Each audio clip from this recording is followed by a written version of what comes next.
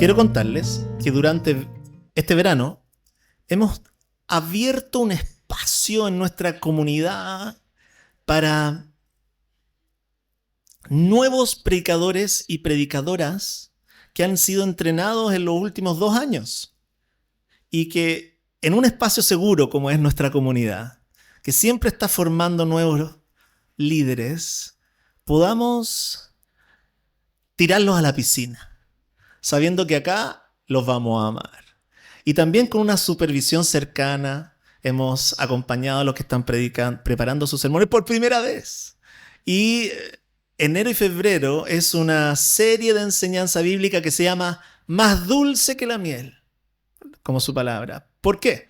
Porque les pedimos a todos estos nuevos hermanos que están lanzándose a enseñar la palabra que nos dieran su pasaje preferido de la Escritura y que la vieran compartir con nosotros. En un ratito más, nuestra querida Nicole va a estar pasando a enseñar la palabra de Dios con nosotros. Ha sido acompañada y supervisada por el equipo pastoral. Y ahora su esposo, querido José, que alguna vez llegó a esta iglesia como un ateo anarquista punky y vio un...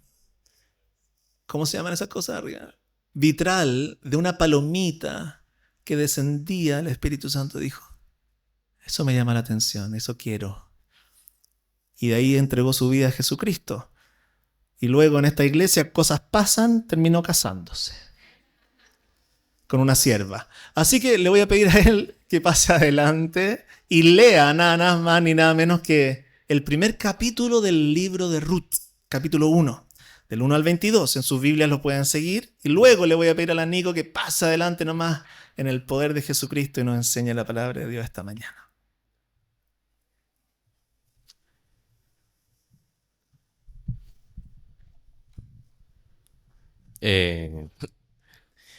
Abramos nuestras Biblias en Ruth 1, del 1 al 22.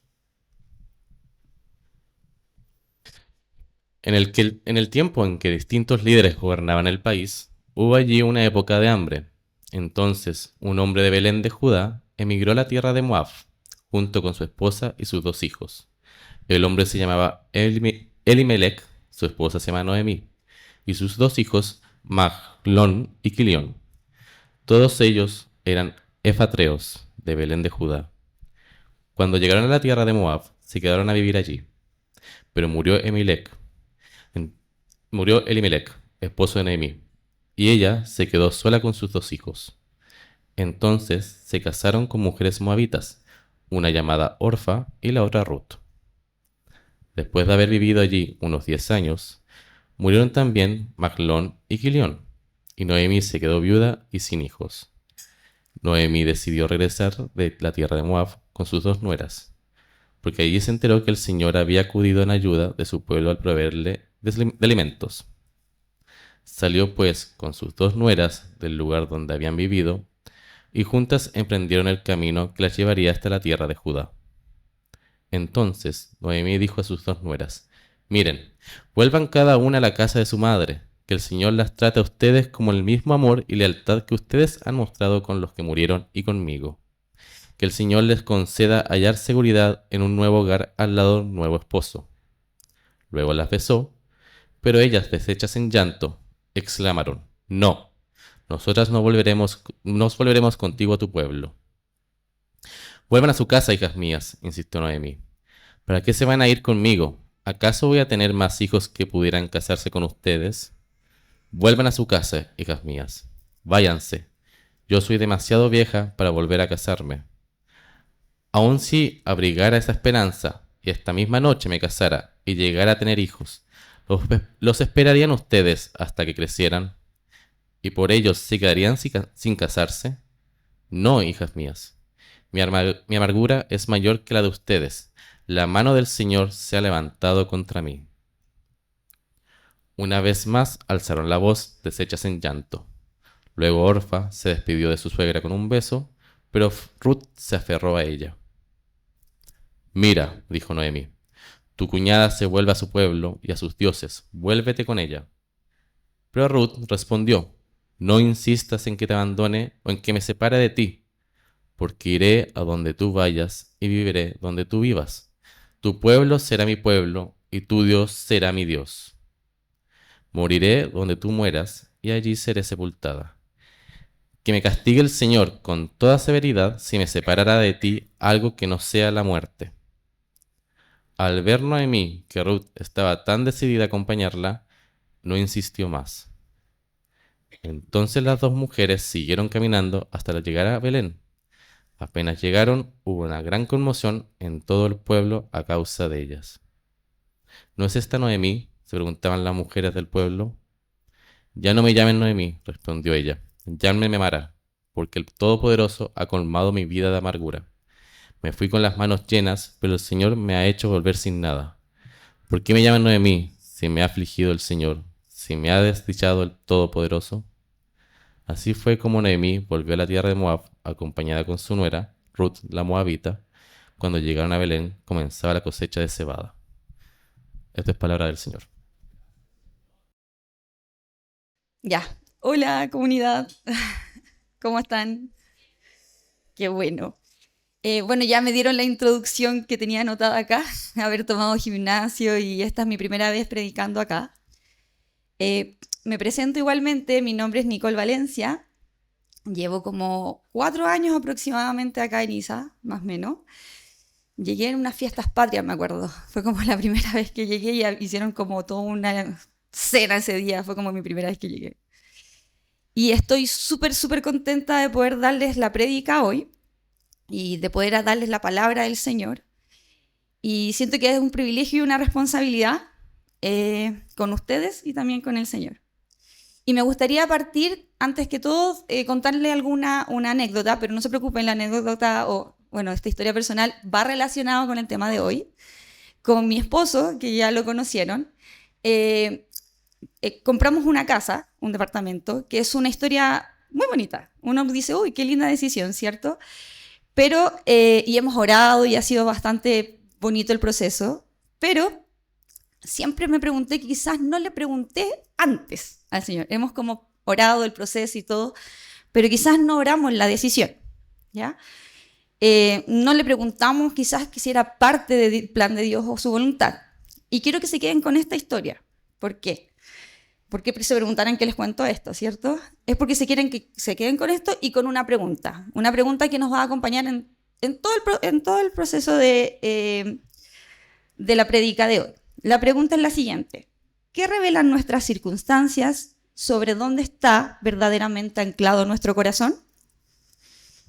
Al igual que nosotros, muchos tomamos decisiones buscando quizás seguridad, por miedo o por quizás, no sé, sentimos que se está tambaleando un poco el piso bajo nuestros pies.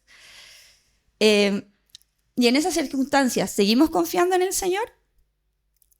Esto puede ocurrir cuando tienes dolor, es verdad, pero también cuando la decisión no necesariamente sea mala o buena, sino en cualquier decisión de nuestras vidas. La Biblia es muy honesta con el dolor y la circunstancia humana. No lo minimiza, ni lo espiritualiza de forma superficial. Y el libro de Ruth es un ejemplo precioso de esto.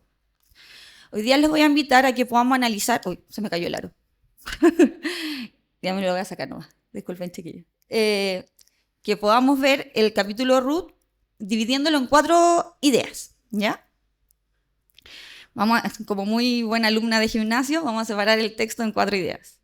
Ruth del 1 al 5, decisiones sin Dios.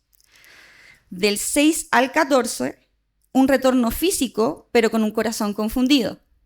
Del 15 al 18, fe radical versus amargura. Y ya con los últimos, del 19 al 22, Dios sigue obrando.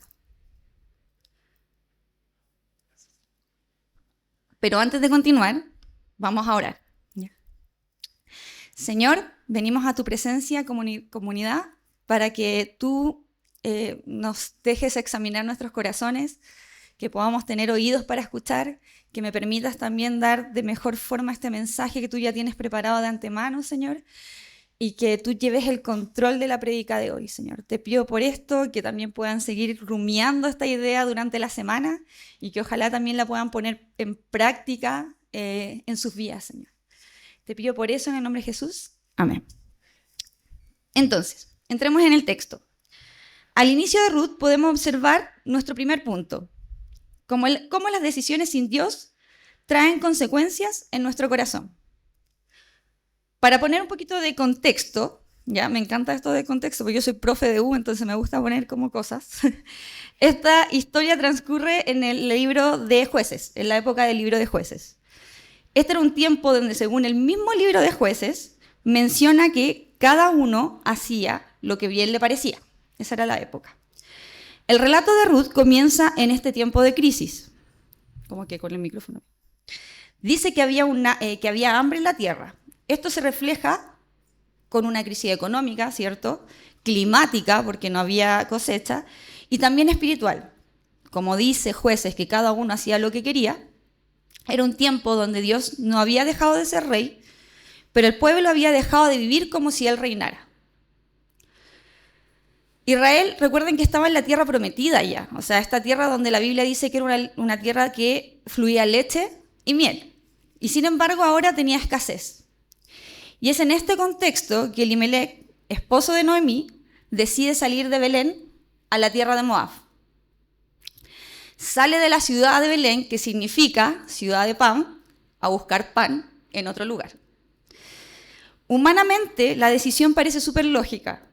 Quizás cuántos de nosotros hemos tomado alguna decisión quizás por un mejor salario, o mejor condiciones laborales, o porque está más cerca de mi casa. Estoy pensando mucho en trabajo, pero quizás cuántas decisiones las tomamos en cosas súper normales, ¿cierto?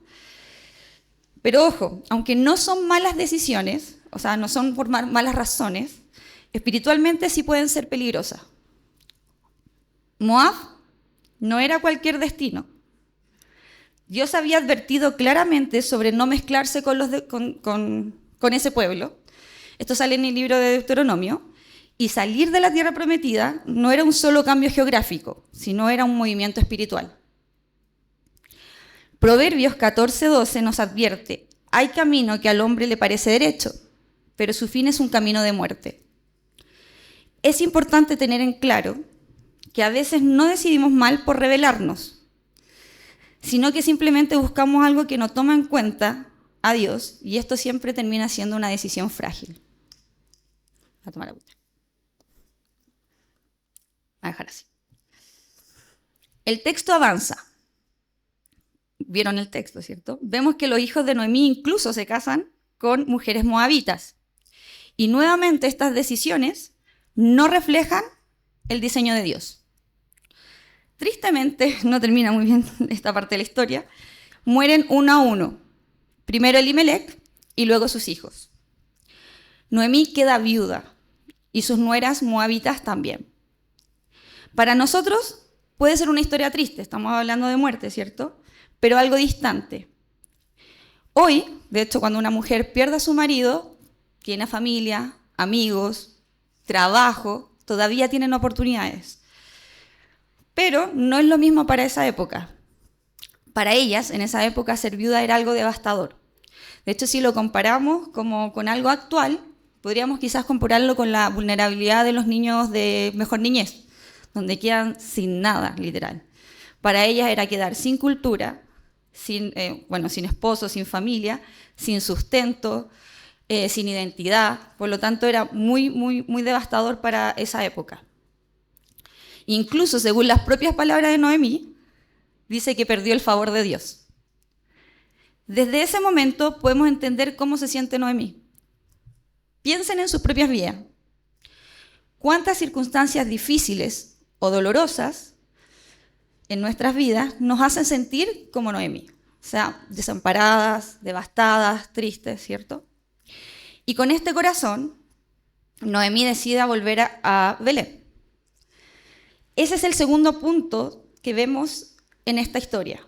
Es un retorno físico, pero con un corazón herido. En el versículo 6, no sé si se ve los versículos, en el versículo 6, Noemí escucha que el Señor ha visitado nuevamente a su pueblo con pan, pero a pesar de que hay un regreso, eso no quiere decir que haya arrepentimiento. En la vida cristiana nos pasa lo mismo. Alguien puede volver a la iglesia, puede estar sentado acá, en el banco, cantar los himnos, participar en las actividades, pero sin realmente volver al Señor. Estar cerca del templo, pero lejos de Dios. Muchas veces cumplen prácticas externas, o cumplimos, pero no hay deleite en Cristo, ni dependencia, ni rendición del corazón. Así regresa Noemí, cargando duelo, frustración y una fe golpeada. Ella interpreta su sufrimiento como una acción directa contra su vida, de Dios contra su vida. En el versículo 13, si van al 13, si quieren búsquenlo, Noemí menciona: la mano del Señor se ha levantado contra mí. Durante todo su discurso, Noemí no niega la soberanía de Dios. O sea, ella sabe que existe, sabe que está ahí, lo conoce, es de su pueblo. Pero ha perdido de vista su bondad. Ha olvidado las características que posee el Señor. O sea, tiene una fe incompleta. Desde esa fe incompleta, a sus nueras les desea descanso, seguridad, les desea que formen una nueva familia, ¿cierto? Y muchos como buenos deseos no enfocados en el Señor, ¿ya? Es importante, para que no tengan en mal a Noemí, ella no es la villana, por si acaso. Ella habla desde su herida. ¿Cuántas veces nosotros hemos sido igual? Incluso yo me he pillado tantas veces dando buenos consejos como amigas y en ningún momento aparece Dios en ese consejo. Noemí cree sinceramente que no tiene nada que ofrecerles. Su visión está limitada debido a su gran dolor. De hecho, el mismo texto nos da otro ejemplo de que Noemí no tenía el foco en Dios. Ella declara que el mayor bien que podría ofrecer es una familia, ¿cierto? Casarse de nuevo, tener hijos. Y cosa que tampoco cree poder dar. Eso a los ojos del mundo no es malo, ¿cierto? Tener una familia es bueno. Pero importante no es lo más importante, valga la redundancia, ni lo primero en nuestras vidas. La familia es un regalo, sí, pero no nuestro deleite final. Ella dice: no tengo nada que darles. Humanamente es cierto, espiritualmente es falso. Podía compartir la gracia de Dios, pero en su dolor se había olvidado de quién es Él. Entre los versículos 10 y 13, si quieren ahí, ubíquenlos. Vemos el dolor profundo de Noemí, ¿cierto? Un dolor que no solo nubla su manera de ver a Dios, tal como es, con sus verdaderas características, sino que también le impide reconocer el amor que tiene delante de ella, el amor de su nuera Ruth. El sufrimiento, cuando no es filtrado por la verdad de Dios, nos vuelve ciegos a la gracia. Y con eso entramos a nuestro tercer punto. En contraste con el corazón amargo, con amargura de Noemí, aparece la fe radical de Ruth. Y esto es un contraste maravilloso.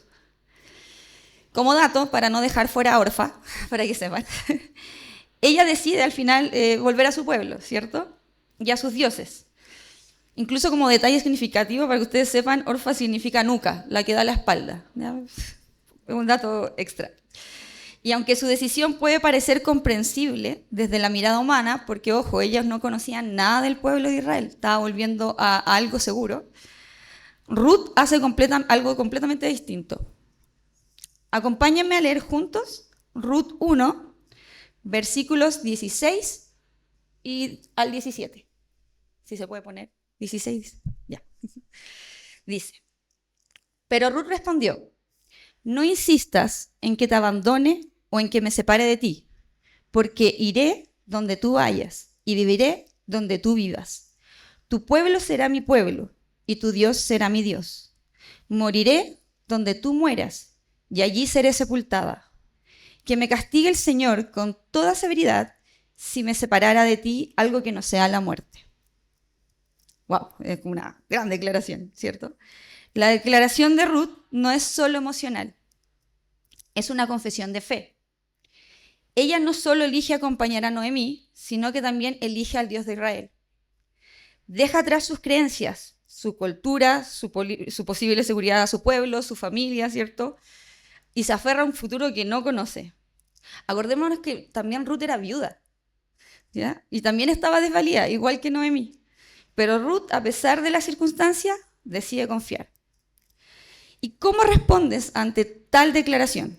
Para que sepan, este versículo 16-17 se ocupa mucho en matrimonio, porque es una declaración muy fuerte de fe y de amor.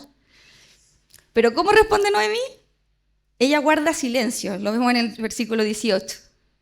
Su amargura aún no le permite ver que Dios ya está obrando a través de esta mujer extranjera. Dios muestra su misericordia y utiliza personas que menos nos imaginamos para cumplir sus planes y propósitos, como lo hizo con Ruth. Y nuevamente los invito a mirarse ustedes mismos y yo misma. Incluso a mí me ha pasado. A veces estamos tan concentrados en las cosas de la vida o el dolor o los problemas, cualquier cosa en realidad, que no vemos cuando alguien se está acercando a Cristo. Vean a su alrededor, la gente que está cerca de ustedes, que no son cristianos. Siempre tenemos una oportunidad de dar testimonio, pero a veces pasamos de largo. Hay momentos en que las personas se evangelizan solas. Y tengo una historia para eso, de hecho muy, muy reciente. Tengo una amiga que vive en Valdivia y se viene a vivir ahora a Santiago este mes. Le ofrecí ayuda de cambio de casa. Cuando llegues acá, de hecho el hijo va a estar en el mismo colegio que mi hermana y todo. Pero nunca le hablé de Dios y la semana pasada me llama y me dice, Nicole, cuando llegue a Santiago, ¿me podías invitar a tu iglesia? Y así como, sí, obvio, pero en ningún momento le dije, cuando llegues, ven a mi iglesia. O sea, como que no se me pasó por mi cabeza invitarla, siendo que debería ser lo primero y lo mejor que le puedo ofrecer. Pero se nos olvida. Ruth es como esta amiga, una mujer que no tenía historia dentro del pueblo de Dios, está mostrando genuinamente un interés, una fe que contrasta la dureza del corazón de Noemí, siendo que Noemí era la que pertenecía al pueblo de Dios. Y aquí entramos en el último punto, el cuarto. Con la amargura declarada de Noemí, aparece la gracia en marcha por parte de Dios.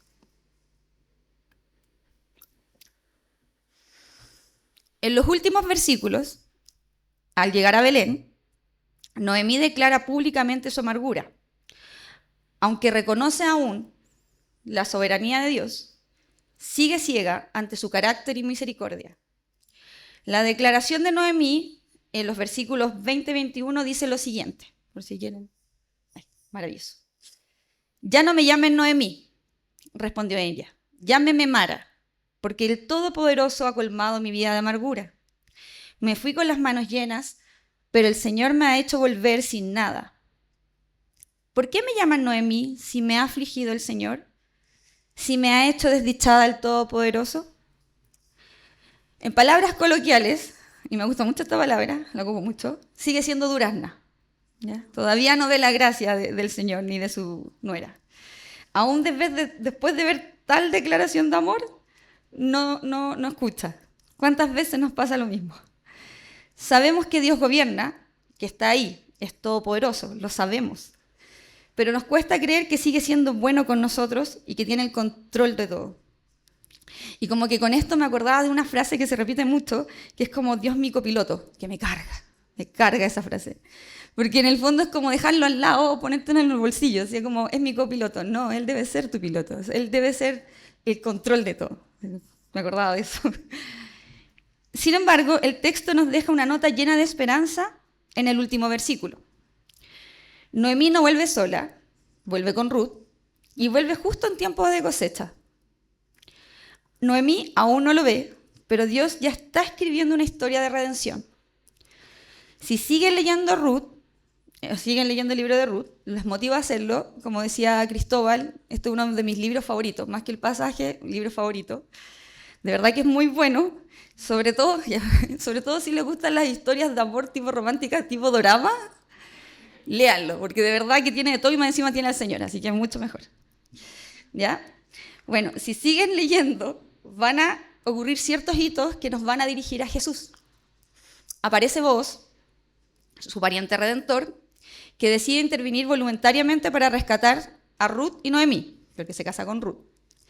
Su obra no es solo un gesto de bondad, sino una obra de redención, una palabra que vamos a seguir viendo. Y en este acto, que la historia nos apunta, es en este acto que la historia nos apunta directamente con Cristo. Tanto en su genealogía, porque sí, desde Ruth de Moabita descendencia sale Jesús, esa bendición, como también el acto o la obra de redención, donde Jesús realiza esta misma obra por nosotros. Él decide intervenir, pagar el precio y devolvernos una identidad, un hogar y una esperanza que habíamos perdido. Así que sí, les motivo a que lean Ruth, pero también toda la Biblia, para también conocer esta obra de redención que hizo Jesús en nosotros. A nosotros tan desvalidos como Noemí y Ruth. Para concluir, como una idea general, este pasaje, el texto nos muestra dos corazones. Tenemos un corazón herido que interpreta el sufrimiento como abandono, y tenemos otro que, aún sin entender el camino, decide confiar. Noemí cree estar vacía, pero Dios está preparando una historia que culminará en el linaje del Redentor. Y es importante ver a Noemí. Y como dato, yo cuando partí haciendo este estudio tenía muy enfocada a Ruth como hacer mi estudio, pero de a poco salió Noemí, porque somos mucho más Noemí que Ruth, de hecho. ¿Por qué? Porque cuando nuestro deleite no está en Cristo, el sufrimiento nos amarga. Pero cuando nuestro deleite está en Él, incluso el dolor se transforma en instrumento de gracia, como lo hizo con Ruth.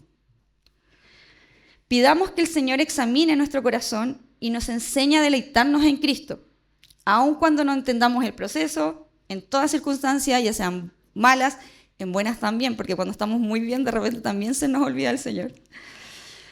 Pero aún a través de decisiones humanas equivocadas, incluso ahí Cristo sigue obrando soberanamente para cumplir sus propósitos de redención. Y eso debería ser un deleite para nosotros, saber esa esperanza. Así que los animo también a que examinen todas sus decisiones, incluso sus decisiones lógicas, como las que tomamos nosotros con José, que no son consultadas a Dios. Y que si ya no lo hicieron, o sea, si ya tomaron la decisión, confíen en que el único que puede usarlas puede seguir obrando en base a incluso en esas decisiones no, lógicas. Así que les pido que oremos ahora para que podamos ponerlo en práctica. Señor, te doy muchas gracias por este tiempo de poder dar este mensaje, Señor, que es tuyo. Tú dejas este mensaje en la mente y los corazones de los que hayan escuchado, y te pido que tú des frutos a través de tu palabra, Señor. Te pido todo eso en el nombre de Jesús. Amén.